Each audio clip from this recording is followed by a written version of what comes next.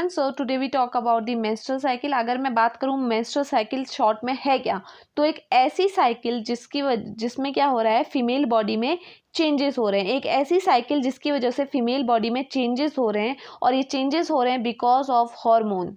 ये चेंजेस हो रहे हैं बिकॉज ऑफ हार्मोन्स, इसी को हम कहते हैं मेंस्ट्रुअल साइकिल। एक ऐसी साइकिल, साइकिल का मतलब ही आपको बताया, अगर ए है, ए साइकिल चली, ए से समझिए वो बी में गई, लेकिन वो वापस लौट के किस पे आएगी, ए पे ही आएगी। ये चीज़ क्या कहलाती है, साइकिल कहलाती है। जो चीज़ चली वो एट द एंड वहीं पे लौट गई, उसे हम क्या कहते हैं, साइकिल कहते हैं। तो मेंस्ट्रुअल साइकिल क्या है, एक ऐसी साइकिल जिसकी वजह से फीमेल बॉडी में क्या हो रहे हैं, चेंजेस हो रहे हैं। और ये चेंजेस का कारण कौन है, बेसिकली रीज़न क्या है, ये रीज़न है हॉर्मोन्स। इसी को हम शॉर्ट में क्या कह रहे हैं, मेंस्ट्रुअल साइकिल कह रहे हैं। अगर मैं मेंस्ट्रुअल साइकिल मैं बोलूँ कि मेंस्ट्रुअल साइकिल किस में होती है, तो मैमल्स में होती है, और मैमल्स में भी ये पेरीमाटा में होती है।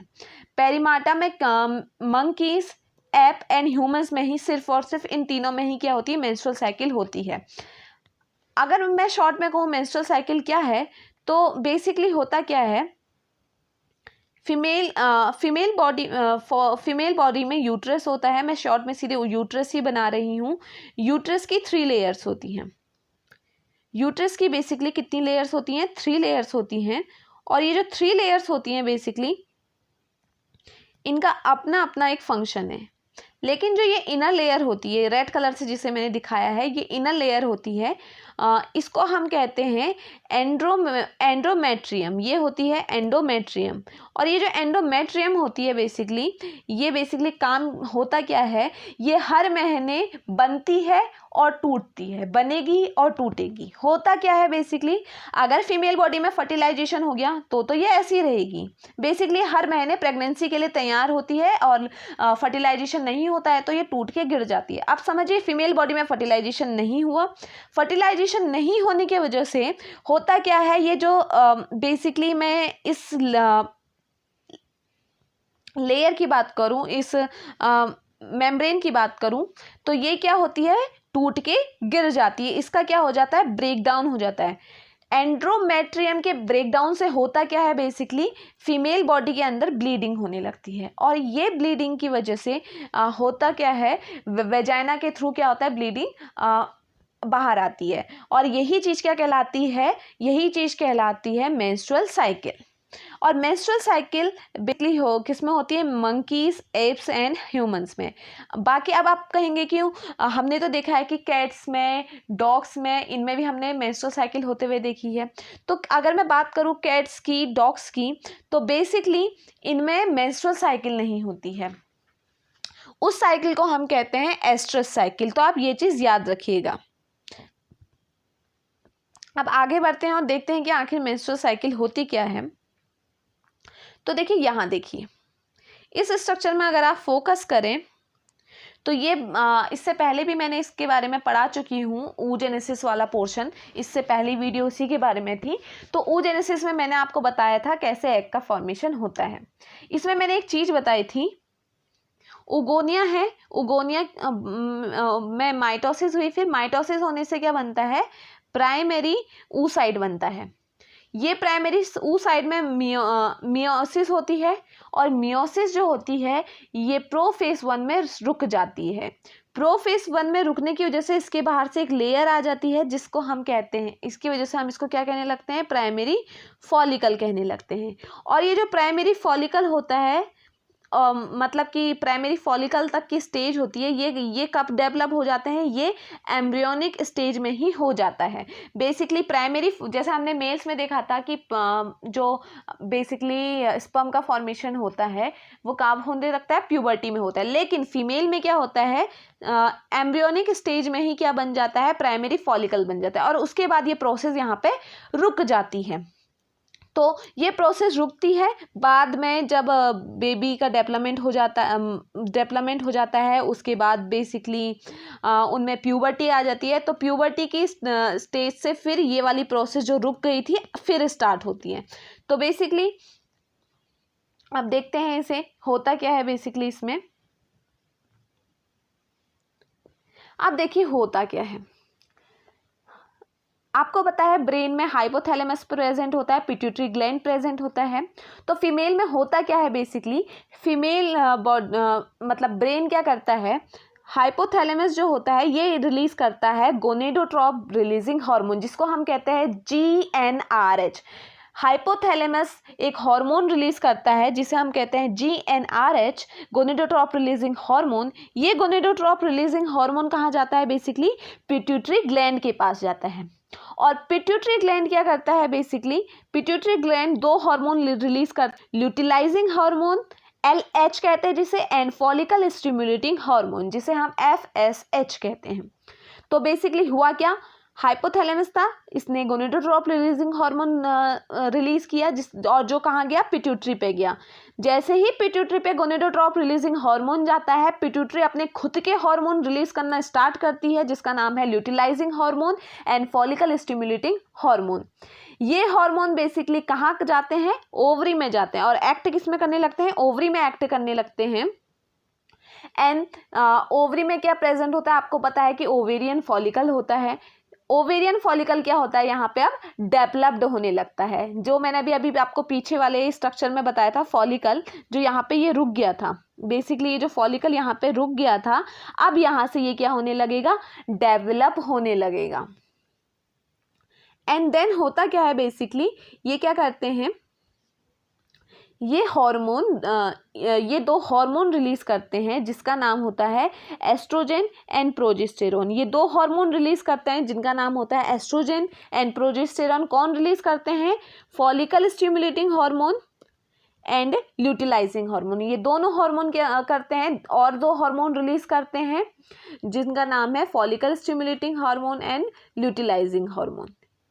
ये अगर मैं शॉर्ट में बोलूँ तो ये क्या है, ये एनामोलिक हार्मोन होते हैं जो ग्रोथ में हेल्प करते हैं, वॉइस चेंज में, डेवलपमेंट ऑफ ब्रेस्ट में, इन सब चीज़ में ये हेल्प करते हैं। अब बेसिकली हम अपने मेन टॉपिक की तरफ बढ़ते हैं जो है मेंस्ट्रुअल साइकिल। तो ये पूरी की पूरी मेंस्ट्रुअल साइकिल है। अगर हम अब इसको हम डिटेल में देखेंगे तो बेसिकली हुआ क्या, ध्यान से सुनिए। सबसे पहले मैं बात करूँगी FSH, फॉलिकल स्टिमुलेटिंग हार्मोन। अगर मैं बात करूं फॉलिकल स्टिमुलेटिंग हार्मोन, आपने ओवरी देखा था, ओवरी में क्या प्रेजेंट होते हैं, मैंने आपको बताया था कि एम्ब्रियोनिक स्टेज में समझिए यहाँ पे 60 to 80,000 क्या बन चुके हैं, ओवेरियन फॉलिकल बन गए, सॉरी प्राइमरी फॉलिकल बन गए हैं। ये सारे के सारे क्या हैं, प्राइमरी फॉलिकल हैं। तो फॉलिकल स्टिमुलेटिंग हार्मोन आएगा, नाम से ही आ रहा है उसका समझ में कि वो क्या है, वो फॉलिकल्स को स्टिमुलेट करने वाला हार्मोन है। तो ये क्या जाएगा, फॉलिकल्स पे जाएगा और उन पे क्या करेगा, एक्ट करेगा। फॉलिकल पे जाके उन पे एक्ट करेगा और इनको क्या, जो फॉलिकल है इनकी क्या होगी, ग्रोथ होगी। ये क्या करने लगेंगे, ग्रो करने लगेंगे। फॉलिकल स्टिमुलेटिंग हार्मोन ने इन पे क्या किया, एक्ट किया, जिसकी वजह से क्या हुआ, अब ये ग्रो करने लग गए। ग्रो करने के बाद क्या होगा बेसिकली, अब यहाँ पे ग्रो करने के बाद एक और हार्मोन आ जाएगा जिसको मैंने कहा था ल्यूटिलाइजिंग हार्मोन। ल्यूटिलाइजिंग हार्मोन के आने की वजह से अब यहाँ पे क्या बन जाएगा, सेकेंडरी फॉलिकल बन जाएगा। सेकेंडरी फॉलिकल बना, देन इसके बाद यहाँ पे क्या होगा, अभी मैंने एक हार्मोन बताया था जिसको मैंने बोला था एस्ट्रोजन। अब यहाँ पे एक और हार्मोन आ जाएगा जिसका नाम है एस्ट्रोजन, क्योंकि मैंने बताया था कि एस्ट्रोजन एंड प्रोजेस्टेरोन रिलीज होता है। सबसे पहले यहाँ पे स्मॉल अमाउंट में एस्ट्रोजन आता है। एस्ट्रोजन सेकेंडरी फॉलिकल बनने के बाद स्मॉल अमाउंट में एस्ट्रोजन आया जिसने क्या बना दिया, टर्सरी फॉलिकल बना दिया। जैसे ही ये टर्सरी फॉलिकल बनेगा, अब ये लार्ज अमाउंट में रिलीज करने लगता है बेसिकली एस्ट्रोजन। आप देखिए स्ट्रक्चर के थ्रू समझते हैं। फॉलिकल स्टिमुलेटिंग हार्मोन था, देखिए जो फॉलिकल स्टिमुलेटिंग हार्मोन है वो ब्लैक कलर से, देखिए सबसे पहले वही उसी ने ग्रो किया था, फॉलिकल स्टिमुलेटिंग हार्मोन ने। देन हुआ क्या, उसके बाद आप देख रहे हैं कि ल्यूटिलाइजिंग हार्मोन भी आया। तो पहला क्या है, फॉलिकल स्टिमुलेटिंग हार्मोन है, इसने किस पे एक्ट किया, इसने एक्ट किया प्राइमरी फॉलिकल पे। देन ये प्राइमरी फॉलिकल से क्या बना, सेकेंडरी फॉलिकल बना। इस सेकेंडरी फॉलिकल से क्या बन गया, टर्सरी फॉलिकल बना। और मैंने आपको बताया कि क्या होता है, इसकी वजह से क्या होता है, धीरे धीरे एस्ट्रोजन, यहाँ पे स्पेलिंग थोड़ी मिस्टेक हो गई है, एस्ट्रोजन क्या होता है, उसकी अमाउंट बढ़ने लगती है। तो देखा आपने एस्ट्रोजन पहले कितना कम था, कितना कम था, मैंने आपको बताया जैसे ही टर्सरी फॉलिकल बनता है, ये क्या है, टर्सरी फॉलिकल है। टर्सरी फॉलिकल के बनते ही क्या हो, बेसिकली टर्सरी फॉलिकल के बनते ही क्या होगा, टर्सरी फॉलिकल के बनते ही just wait, tertiary follicle, primary, secondary, tertiary. Primary follicle बना तो हल्का सा एस्ट्रोजन बढ़ा, फिर सेकेंडरी बना तो थोड़ा और बना। मैंने आपको बताया था सेकेंडरी में थोड़ी अमाउंट में एस्ट्रोजन क्या होता है, रिलीज होता है। एंड देन टर्सरी में मैंने आपको बताया था कि एकदम से एस्ट्रोजन क्या हो जाएगा, बढ़ जाएगा, और एकदम से आपने देखा एस्ट्रोजन एकदम से बढ़ गया। तो ये कब होता है, फर्स्ट स्टेज आई। अब मैंने बात की एस्ट्रोजन की। एस्ट्रोजन क्या करेगा, सेल ग्रोथ करेगा, सेल की ग्रोथ करेगा, यूट्रस में माइटोसिस करेगा और सेल की थिकनेस को बढ़ाएगा। जो मैंने एंड्रोथीसियम की, तो एंड्रोथीसियम उसकी क्या है, उसकी थिकनेस है, उस यूट्रस की थिकनेस है, उसको क्या करेगा, वो बढ़ाएगा। अगर मैं एस्ट्रोजन की बात करूं तो एस्ट्रोजन क्या है, ये पिट्यूटरी रिसेप्टर के साथ बाइंड होता है, ठीक है।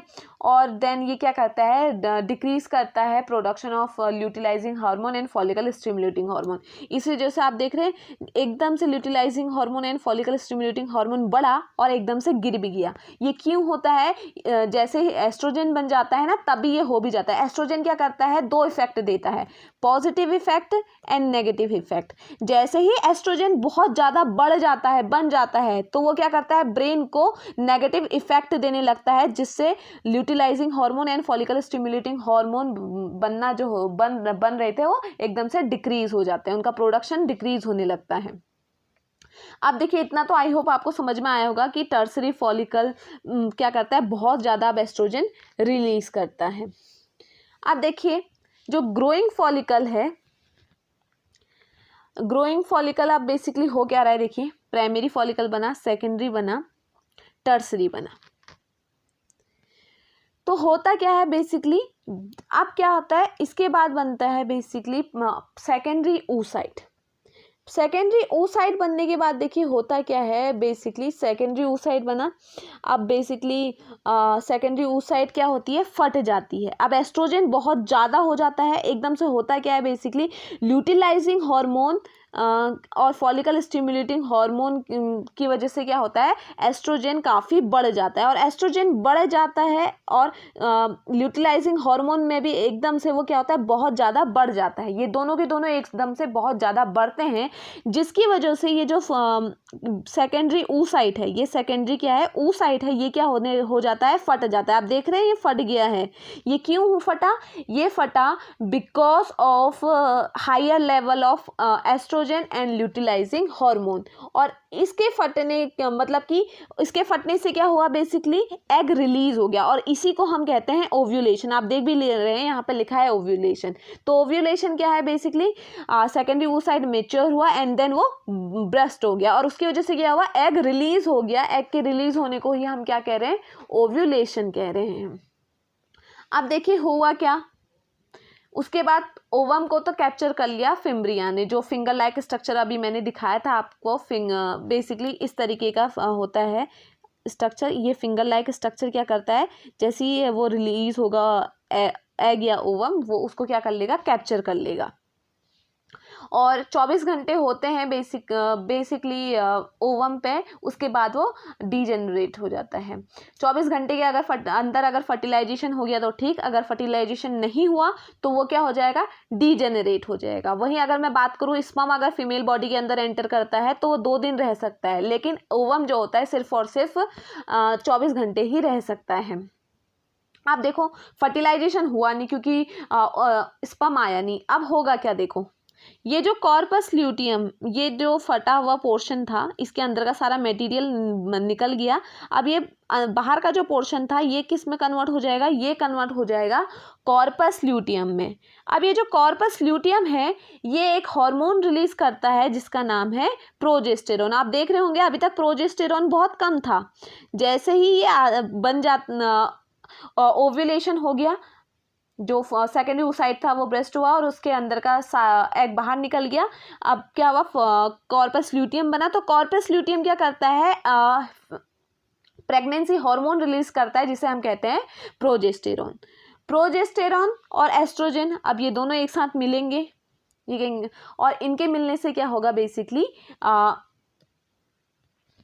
ये दोनों आपस में मिलेंगे और ये क्या करेंगे, ग्रोथ करेंगे। जो मैंने आपको रेड लेयर दिखाई थी एंड्रोमेट्रियम की, उसकी ग्रोथ कराएंगे बेसिकली। अब उसको बेसिकली ऐसा लगता है इन्हें कॉर्पस ल्यूटियम करता क्यों है ये जानिए। फर्टिलाइजेशन नहीं हुआ, लेकिन इसको ऐसा लग रहा है कि फर्टिलाइजेशन हो गया है, अब मैं प्रेगनेंसी के लिए मुझे अब बॉडी को तैयार करना है, तो इसलिए ये सारी प्रोसेस हो रही है। इसे नहीं पता कि फर्टिलाइजेशन नहीं हुआ, इसे लग रहा है कि फर्टिलाइजेशन हो गया है, अब क्या होगा, प्रेगनेंसी होगी, तो वो प्रेगनेंसी की तैयारी कर रहा है।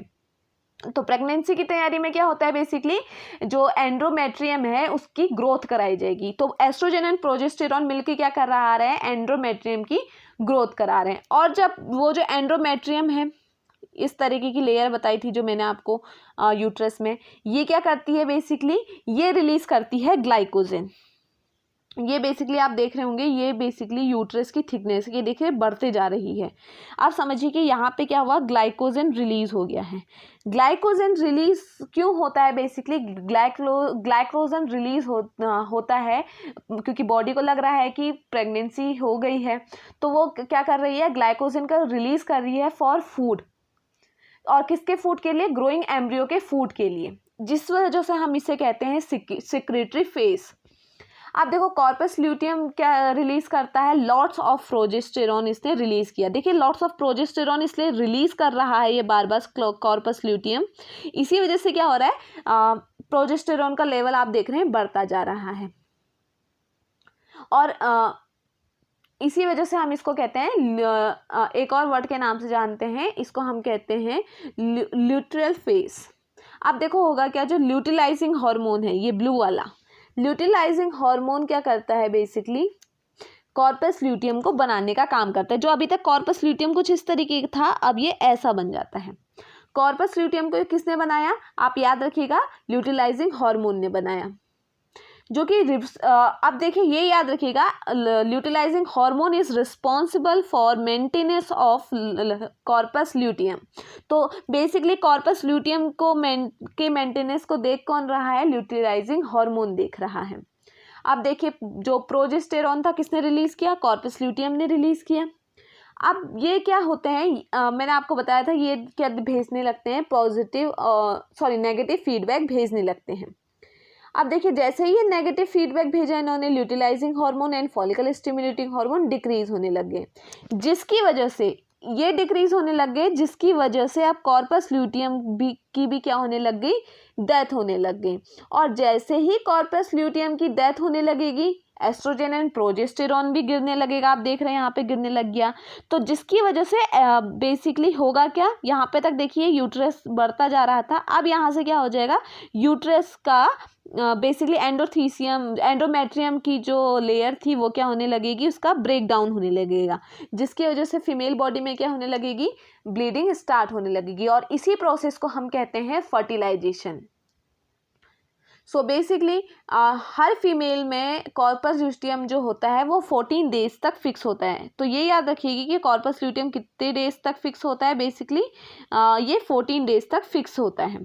सो ये पूरी डिटेल थी about the menstrual cycle. I hope आपको ये समझ में आई हो, और अगर आपको ये समझ में आई हो, अच्छी लगी हो, so don't forget to like, comment, share and subscribe. Thank you so much for watching.